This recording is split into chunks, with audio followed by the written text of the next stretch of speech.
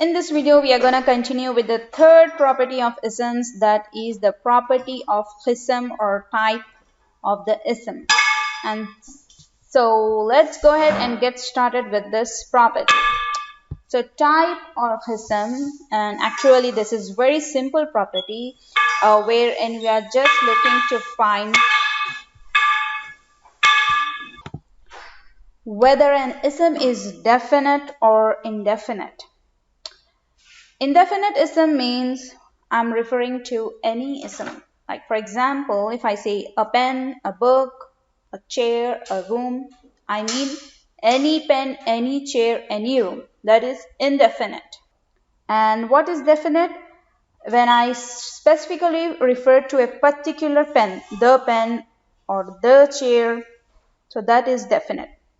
Now, how to know whether an ism is indefinite ism in Arabic?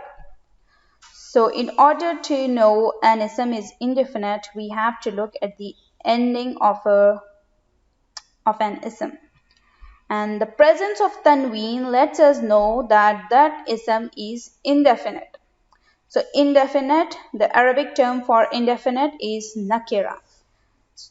And tanween shows that the ism is nakira. For example, baytun. I see tanween here. So my translation will be a house, any house. One more, rajulun. Again I see tanween here. So tanween is a sign to show me that this ism is indefinite or ism nakira. Okay, now how to make this indefinite ism to a definite ism? Okay, so definite ism is called ism marifa, and it is ism marifa means that ism is going to have this alif lam prefix. So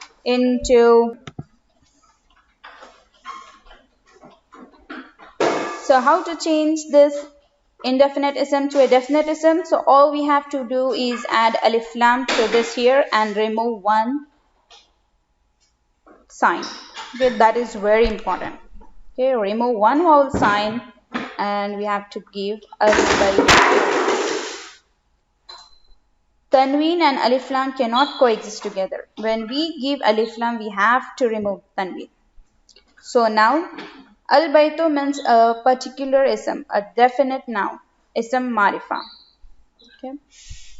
Likewise, rajulun becomes ar-rajulu. I will remove one dhamma sign and it will be the man. So that's all for this property. And how do we know whether an ism is definite or indefinite? By looking for alif lam or tanween. Whenever we see alif lam, that means the ism is definite, and if we see tanween, that is indefinite. Okay, now one topic that is closely related to this property. Actually, this is not the part of this property, but I thought since it is related to this tanween, I thought of bringing up that topic here, and that is something called, there's something called proper nouns in English. So what are proper nouns? Proper nouns are the names of particular person or places. Okay, for example, if I say Rayyan, that means I'm referring to a particular person. If I say Mecca, that is a particular place. So those isms are proper isms. That is, they are referring to a particular person or particular place. And those isms will be definite, particular. Okay, so proper nouns are ism, marifa or definite nouns. For example, if we write those proper names in Arabic, Muhammadun is a name of a particular person. Khalidun is a name of a particular person. And these are definite or ism marifa. But I see tanween here, Khalidun, Muhammadun. So how can be they definite isms?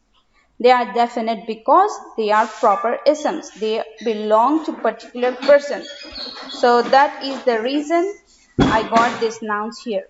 to show that the names belonging to particular persons or places are going to take tanween, but despite they taking tanween, they are considered as definite or ism marifa. Okay, that was the first point. Now the second point is the feminine names. Any feminine name, when we write any feminine isms, when we write in Arabic, we are not going to give them tanween. So Maryamu is just Maryamu, not Maryamun or Zainabun. It is just Maryamu, Zainabu with just one sign. And why? And yeah, we'll come back to this topic later on. But the point I'm trying to convey here is the feminine isms, even though they don't even take tanween, they are considered definite or marifa because they belong to a particular person. And the last point here is the adjectives. When we write adjectives, like for example here tall, tawilun.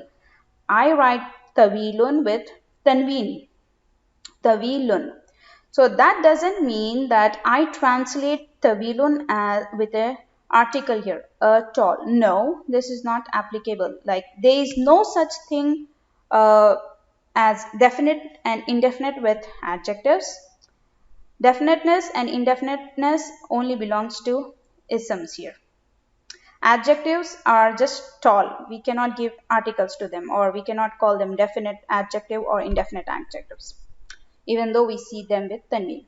Okay, so that was those are the 3 points that I want to bring up here. Anyways, we are going to go over through this in lot more detail in coming up chapters, but I thought since this is related to this topic, it might be beneficial bringing up this topic here. Anyways, again, this is there's a particular reason for a noun to be without tanween. They are just 4 reasons. Alif lam is not the reason for a ism to be without tanween. Now, I won't explain you why is it not considered because you won't understand it right now. But apart from alif lam, there are just 4 reasons for a noun to be without tanween. Just write this down and we shall come back to these points later on. Okay. The ism should be partly flexible. It should be mudaf, and the ism should be with ya and words of some other categories. Okay, so we'll come back to these points later on. So that was about the topic of qism or type. Okay, now one more topic which is related to the topic of type is huruf shamsiya and huruf al-khamariya. So what this means is there are 14 letters that are considered these letters. I haven't written all 14 of them that are considered Shamsiya, and there are 14 letters that are considered Khamariya. And why Shamsiya and Khamariya is because Alif Lam. So when we give Alif Lam to these letters, to Shamsiya letters, Alif Lam, there is a problem. There is difficulty in pronouncing the lam of alif lam and the shamsi letters because the pronunciation place or articulation place of lam is closer to the pronunciation place of these letters. Okay, so when we try to say these 2 letters together, we will have difficulty saying them together. Like for example, see dal, al dikhu, al dikhu. Okay, compare this with this one, al jannatu. So can you notice? I can clearly pronounce lam, al jannatu, but here al dikhu, al diku, al diku. So I'm not able to pronounce lam and dal together. So in order to avoid this difficulty, what we do is we drop lam here. Okay, even though we write lam here, but lam is dropped when we pronounce these words. Okay, so the sign to show that lam is dropped, we give shad to the shamsi letters. So shad means the lam is dropped and we are not ad-diku, ad-dhahabu. Okay, but here we are clearly gonna pronounce al-babu, al-jannatu, al-himaru. Okay, so that was about Shamsi and Khamari letters. Now this alif of alif lam has a special name. This is called Hamza Wasli. Okay, so when it is not, when this Hamza is not preceded by any word, that is, if there is no word before this word, then we pronounce this Hamza al or al jannatu al babu when there is no other word before these words. But if there is a word, we are gonna drop this Hamza also. So that is why it is called Hamza of Wasli. That is, Wasli means joining. We are joining this word with the word before it. So here is just al baytu. I don't have any word here, so I'm saying al baytu. But since here I have wow, so there should be comma here. So there is a wow here, and I have to join wow with al baytu. So I'm gonna drop alif here. Wal baytu. Okay, so ba is khamari, so we can say lam clearly here. Wal baytu. So this was in Khamari letters. But if the same thing happened with the Shamsi letters, that is, if a Shamsi letter is preceded by a word, then lam is as it is dropped because of Shamsi letter, and alif is also dropped in there. Okay, so I think I haven't written the example for Shamsi letters. So remember, in Shamsi letters, lam is already dropped and we drop this alif because of preceding word. Now this Hamza that can be dropped can appear with this sign here on alif, or sometimes it can just come as alif without any symbol like here. Okay. And for example, here is our word ismun. So when we give b here, when we attach b here, so we will drop alif here. Bismi. Ibnun. One more example. Ibnun. We have to write Isa ibn Maryam. So I'm dropping alif here. So that is Hamzatul Wasli. And in contrast to this Hamza, here we have one more Hamza that is called Hamzatul Qat'i. Now this Hamza appears with Hamza either at the top of alif or on the bottom of the alif. And this Hamza is always pronounced. We have to say this Hamza.